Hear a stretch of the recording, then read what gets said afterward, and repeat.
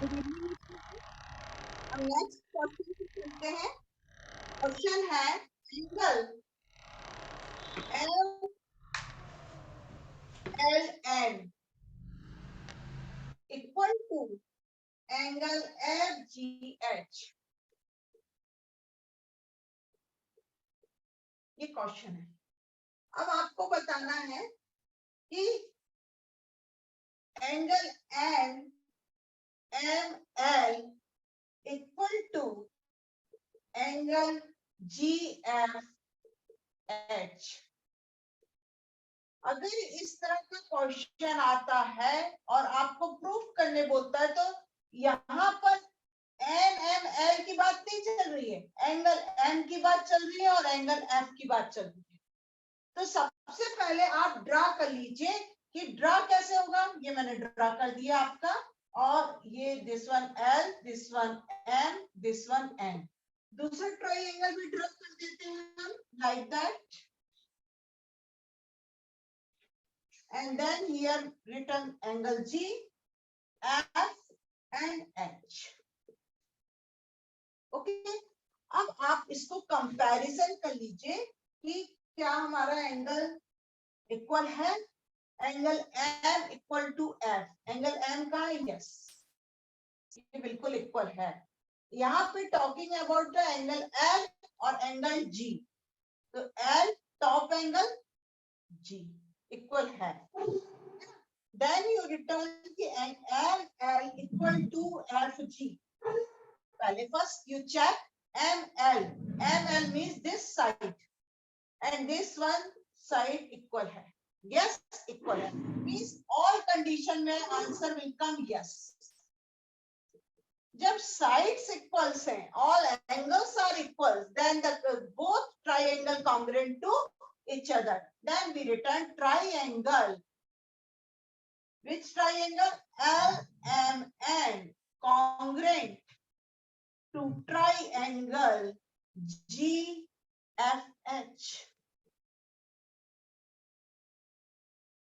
अब हमने इसको ट्राइंगल तो बोल दिया, अब ये किस रूल के अकॉर्डिंग ट्राइंगल हुआ है, तो वापस आप फर्स्ट स्टेप पे जाइए। देखिए, about talking about two angle L G, angle M F, then side, then rule is angle angle side। AAS rule से ये क्या हो गया आपका, या आप ऐसे भी लिख सकते हैं इसको, ASA रूल से भी क्राइटेरियन हमारा जो है ट्राइंगल का था, कॉन्ग्रुएंट हो गया। I hope so understand you. Next question.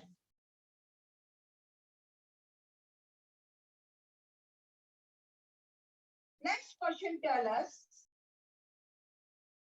question number D given. What given? EB equal to DB. Then AE equal to BC.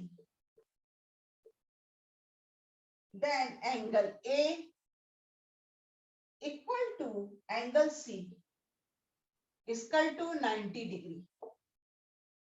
Then triangle ABE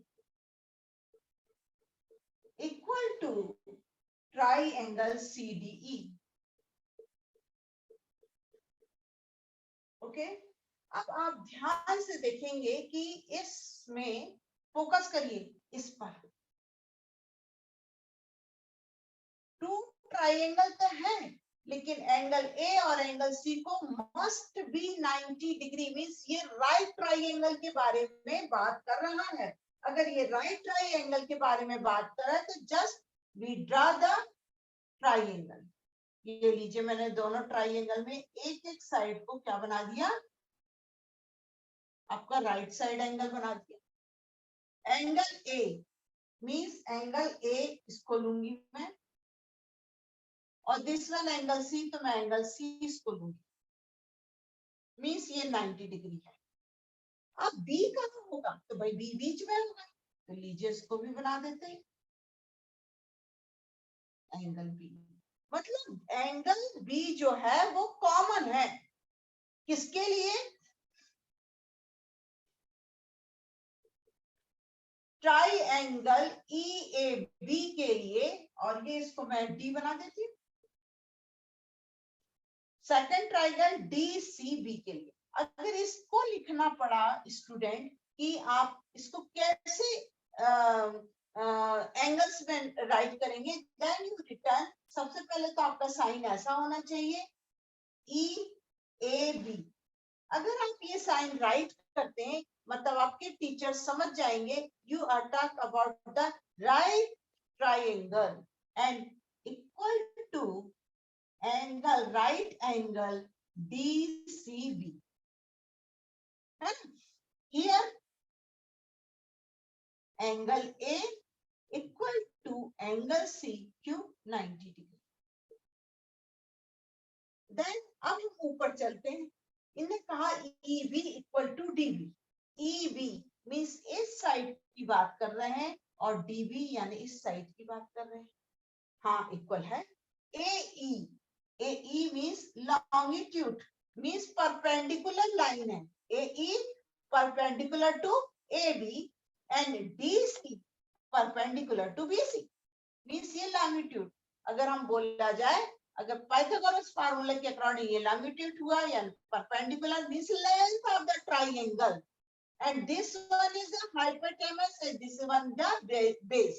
तो आपकी ये AE equal to BC, AE equal to BC बोल रहा है, AE equal to BC, ये वाली line equal है।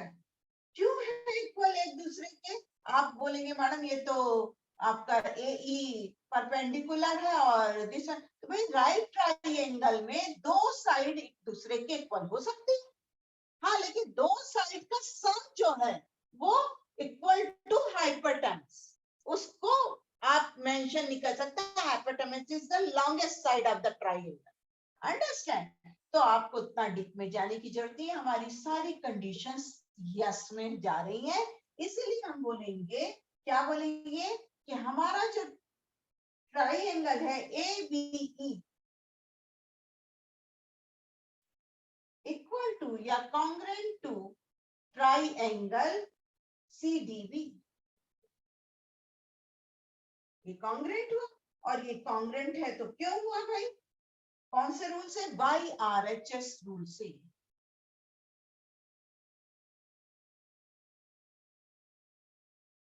By RHS क्यों लिखा, ये पूछा जाएगा, बच्चे पूछते हैं। तो right hand side, right hand side means आपने एक एंगल से 90 डिग्री से इस एंगल्स को कॉन्ग्रुएंट कर दिया दूसरे एंगल के अकॉर्डिंग।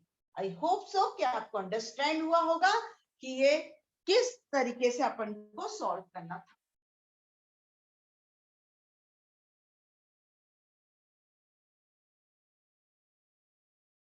अब क्वेश्चन नंबर 4 मेरे पास थोड़ा सा इनकम्प्लीट है, लेकिन मैं आपको इसको बताना पसंद करूंगी। Question number 4 7.2,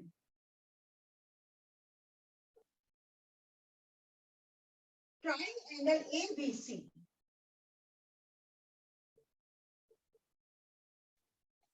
is equal to, sorry, in angle A is equal to 30 degree, angle B is equal to 40 degree, and angle C is equal to 110। Then एक और ट्राइएंगल है, another triangle PQR। Then angle Q is equal to 40 degree. Then angle R is equal to 110।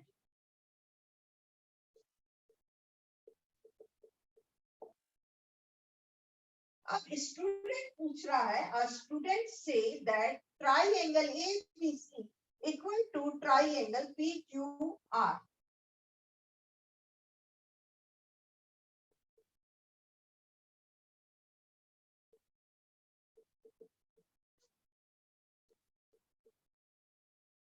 triangle ABC equal to triangle PQR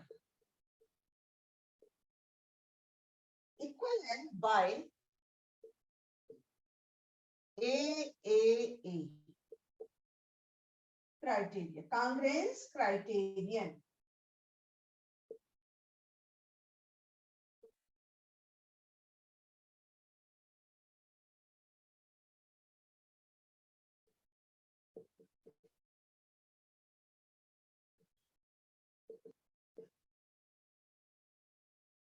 है ना? तो क्या is he justified? नहीं भाई, ये कोई रूल ही नहीं होता। ए जो है, तो the student is not justified, no, because there is not criterion, there are not criterion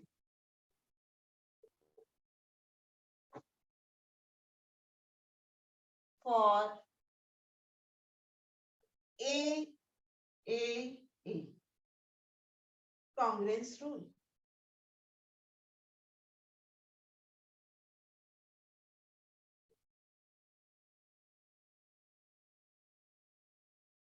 Is over the over student, question complete हो गया।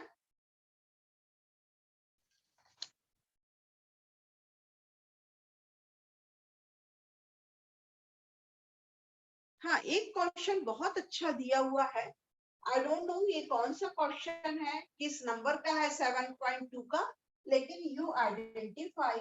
देखिए एक ट्राइंगल बना हुआ है,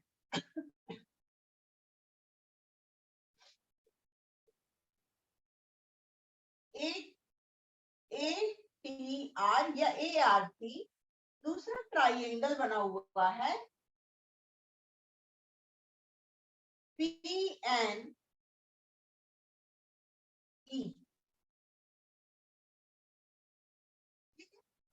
आपको ये बोलता है कि आप ये बताइए कि angle T equal to angle N, then you are use SAS criterion.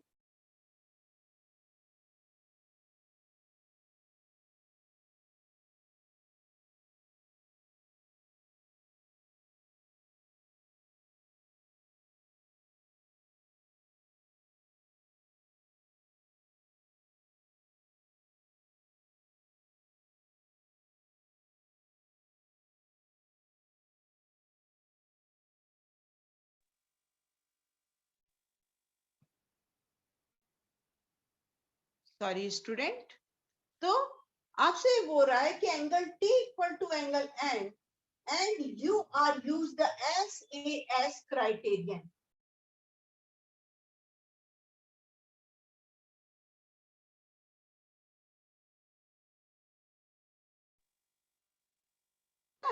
तो you need to, मतलब आप इसको कैसे करेंगे कंप्लीट, और हमारा रूल जो होना चाहिए SAS होना चाहिए।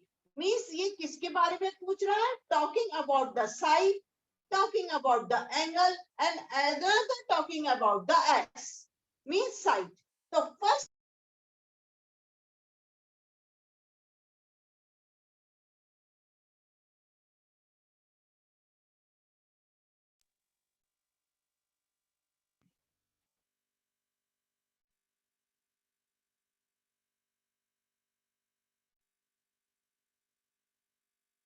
in triangle comparison कर लेते हैं स्टूडेंट।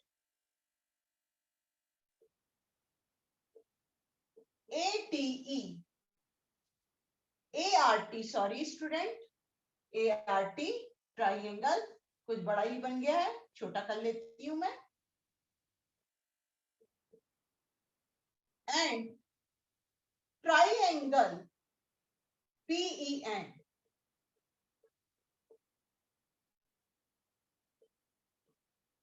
ठीक है। अब देखिए सबसे पहले मुझे साइड इक्वल करना है ना स्टूडेंट, तो मैं क्या करूंगी, AR इक्वल टू PE, और मैं इसका क्या रीजन दूंगी, इसका रीजन मैं ये दूंगा ये दूंगी कि congruent triangle part is always equal. So CPCT.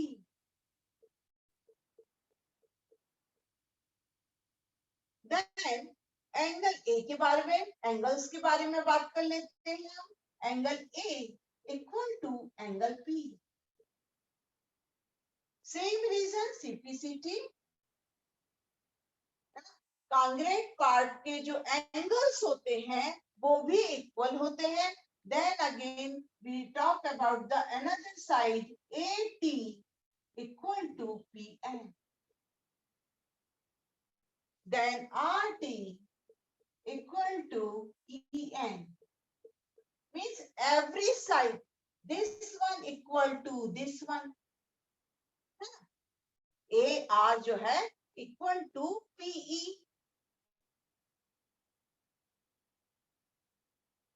Then AT equal to PN and RT base equal to EN. And then angle A and angle P also equal to each other. Then this is triangle ART congruent to triangle PEN, and by which rule? SAS criterion rule.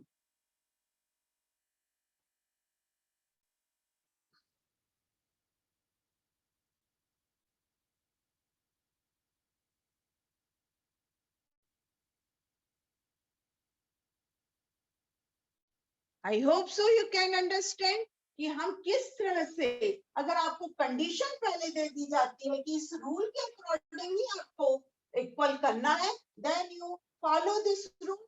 SAS mean side को, then angle को, then again side को लेके आप इस दोनों triangle को एक दूसरे के कॉन्ग्रेंट कर सकते हैं।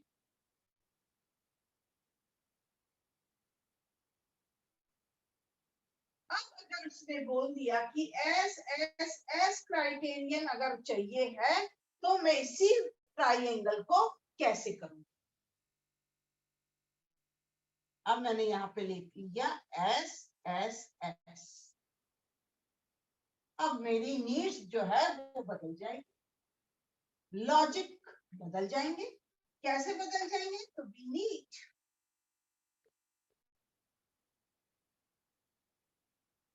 AR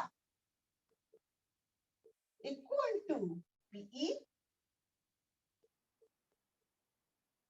then RT base equal to EN, then AT side वाली AT equal to PN. Means तीनों जो साइड्स हैं ये एक दूसरे के इक्वल है। हम क्यों माने ये इक्वल है? हमने लिख देने से मान तो नहीं सकते। Then we tell the reason. What reason is to कि क्राइटेरियन जो congruent part of the triangle always equal to each other, then rule follow हो जाएगा CPCT। And then CPCT tell us that all sides of triangle are equal to the another triangle. That's why we can say triangle ART congruent to triangle PEN. And by which rule? SSS. इस rule के according आप इसको solve कर दिया आपने। और by reason, ऐसा नहीं कि आपने कह दिया और हमने मान लिया, नहीं। Then you tell us and keep in mind कि कॉन्ग्रुएंट जो ट्राइएंगल होते हैं उनके every part, every sides, every angles are equal to another triangle. That's why we follow the rule of CPCT. And that's another rule of SSS. It is the demand of the question. ये question की demand थी, ये आपका condition था।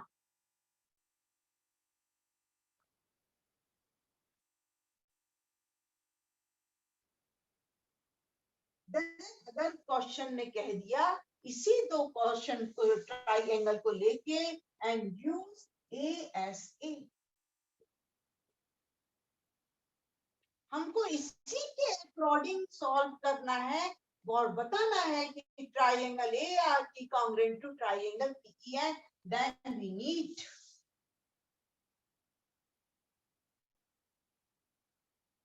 हमारी criteria जो है सोचने का तरीका बदल जाएगा और हम लिख देंगे angle A equal to angle P top most angle and angle T equal to angle N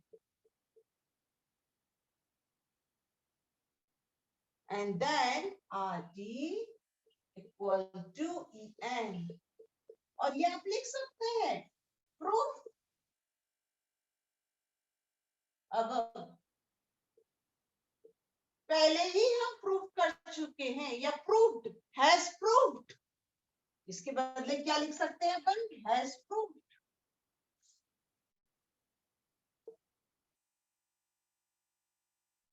and then इसके लिए क्या बोलेंगे, angle A equal to angle P, angle T equal to angle N। अभी हमने डिस्कस किया था CPCT, congruent part के triangle भी क्या होंगे, एंगल्स भी क्या होंगे, एक दूसरे के इक्वल होंगे, CPCT।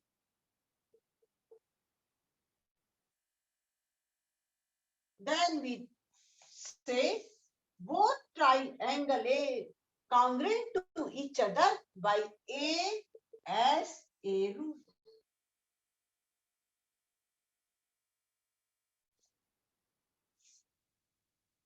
ओके, तो आई होप सो कि आपको ये क्लास बहुत अच्छी लगी होगी, है ना। और एक क्लास की नीड और है क्योंकि आपके क्वेश्चन जो जा रहे हैं वो 9 तक के, 9, 10 तक के जा रहे हैं। तो देखते हैं कल आपको और बता देंगे ये क्वेश्चंस। तो से बाय बाय, ओके बाय।